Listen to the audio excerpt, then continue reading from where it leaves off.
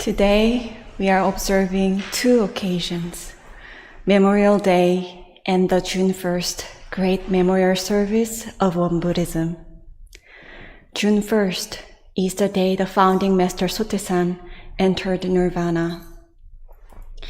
In Won Buddhism, we commemorate this day by offering a joint memorial service to honor the memory of the founding Master Sotaesan, all the Buddhas and sages, lay and ordained Won Buddhist members, our ancestors, family members, and all sentient beings who passed away before us. What does the founding Master Sotaesan's entering Nirvana mean to you? The founding Master Sotaesan, to me at first, was simply an historic figure who founded Won Buddhism. That may be the case for many of you. However, thanks to many senior members of Won Buddhism I met along the way, it feels like I have met the founding Master Sotaesan, and now I feel much closer to him. I feel his great loving kindness and great compassion in my heart. That's what I wanted to share with you today, my journey of getting to know the founding Master Sotaesan. I met Master ZiYoung, who is my spiritual mentor, in 2008. I talked about him briefly in my first Dharma talk last year as well, but I always find it difficult to explain how much influence he has had on my life. Master ZiYoung is a spiritual parent to me and to many others. Without his guidance on my practice and his unwavering trust, who I am today would not exist. I would be suffering immensely from self-distrust, resentment, and quite probably from regrettable choices I might have made. Master ZiYoung sometimes says that he always keeps his masters in his heart. And over the years, I truly witnessed this. All his thoughts, actions, and decisions are to follow the path that his masters followed and to realize their great vision. He's always ready to sacrifice everything to follow that path, even when he's in poor health due to overworking. And one day, I saw Master ZiYoung shedding tears while we were watching a video of the third Heddadharma Master, Sotaesan, who was a spiritual parent to him. He was like an innocent child missing his parent.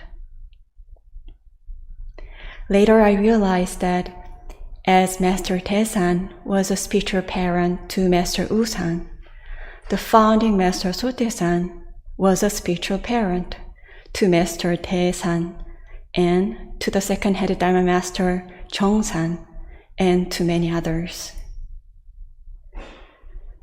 Master ZiYoung and Master Sotaesan always kept the founding Master Sotaesan in their hearts and devoted everything to follow the path after him and realize his great vision despite indescribable difficulties. They were of one mind, had one wish, and lived one life. I also realized that the retired senior members whom I met during the retreats at the headquarters of Won Buddhism in Iksan, regardless of where they were, also kept the masters in their hearts and completely devoted themselves in their positions to realize the master's great vision and plan of saving all sentient beings and curing the world. They say they will return to Won Buddhism in their next life to continue to do so. I could feel their sincerity. By meeting them, I felt I was meeting the founding Master Sotaesan. They were of one mind, had one wish, and lived one life. The founding Master Sotaesan revealed the truth of Il-One, the truth itself, ever so clearly to everyone, and he guided people to believe in the truth and practice based on the truth.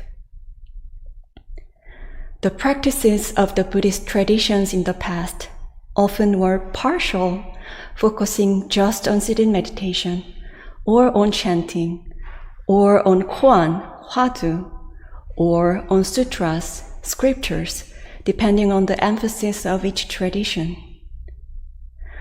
Also, the doctrines and institutions of the Buddhism of the past were organized mainly for monks, making it difficult or almost impossible for lay persons to follow without ignoring their duties and responsibilities to their secular life. The founding Master Sotaesan, however, reformed those doctrines and institutions so that the partial practice became a well-rounded practice, enabling us to gain all three great powers: the power of cultivation, absorption, the power of inquiry, wisdom, and the power of choice, precepts, simultaneously, which are indispensable to our lives, to everything we do. More importantly, the founding Master Sotaesan expounded the Dharma that can be practiced by anyone in their daily lives. We don't have to spare hours of our day to be able to practice.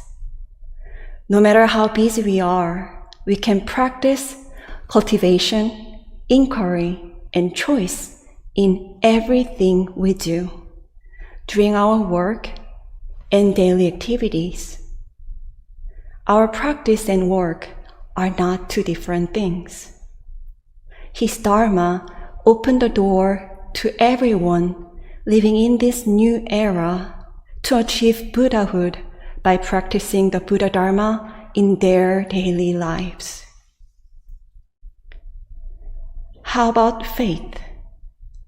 In the past, most religions had one entity, sometimes more than one entity, as the object of faith, and people offered up prayers to that entity, for example, to a Buddha image or to heaven for blessings and happiness.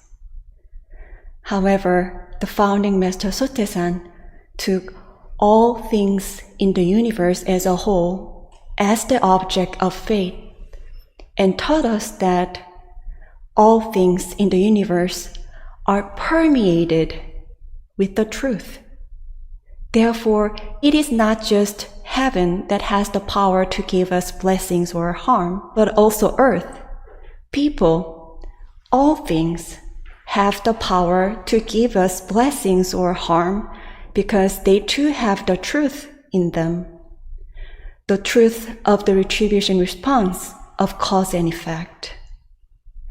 When we are in accord with the truth, it gives us blessings.